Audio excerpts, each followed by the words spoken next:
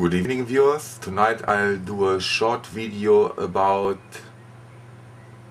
the things we all need to play video games. On the 8-bit computers it was the joystick. And I'll focus on overly complicated joysticks. I have two models. This is the first one, and this is not overly complicated. It's it's old. It has two fire buttons,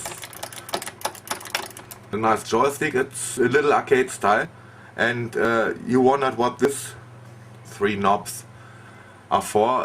The blue ones are pedals.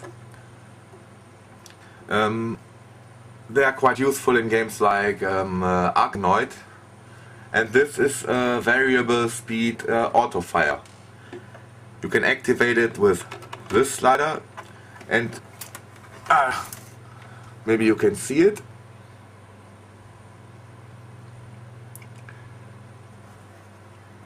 This is the color it came in, and as you can see, it yellowed quite a bit. And here on this side it's also a little bit closer to the original color, but it's not very good plastic. It didn't control very bad. The fire buttons tended to get, as you can see, stuck, and it was not that terribly built, but yeah. And now to the next joystick, this behemoth. And yes, this joystick is overly complicated. It has 1, 2, 3, 4, 5, 6 buttons, and a switch up. You can't see it. A switch up here. And yes, this is the only way to turn on or off the auto fire.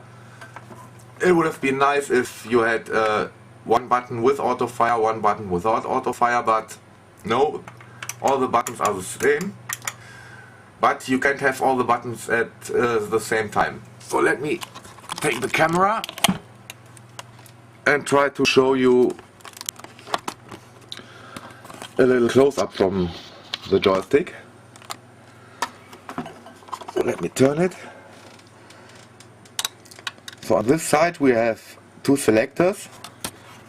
This one is for the auto fire speed, and it has 3 steps. Here you can select between Commodore 64, Atari, or Amstrad CPC. I don't know what the difference is. All my joysticks I use on the Commodore worked fine on the Amstrad. And we have and these are the fire button select switches, so you can activate the right hand switch or fire buttons, or the left hand fire buttons, or the top fire buttons, that's these, or the base fire buttons, that are these 4. And this little switch activates the auto fire. And I don't know if you can see it. And yes, this joystick has a stopwatch included. You can set the timer from 1 to 99 minutes. You can start it. It's a little hard to see, so it counts down. And what I've found, this is the bottom label. It's a Quickjoy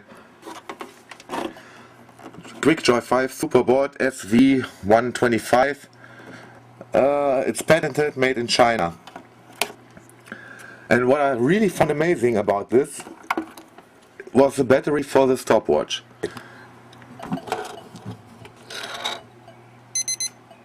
And yeah, that's a stopwatch. I don't know if it's March 2005, I think. And that's the expiration date of the battery. And now we have July 2012. So it's 7 years after expiration date, and the stopwatch is still working. So it definitely doesn't eat up much battery power.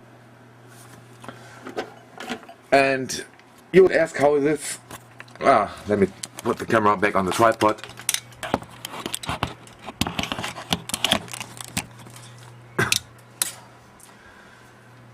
And you might ask how this joystick controls, and to be honest, like a piece of shit. And not just because it's old and worn out. This fire button is a little sticky. All the fire buttons are not very responsive, but it uses quite a bit of force, and if you can hear it, it doesn't sound that good. It doesn't sound very rugged. I could think if you actually use this joystick it would break easily. Not as easy as a Quickshot 1 or 2, but it's definitely not as durable as a Competition Pro or something like that. So thanks for watching and have a pleasant night.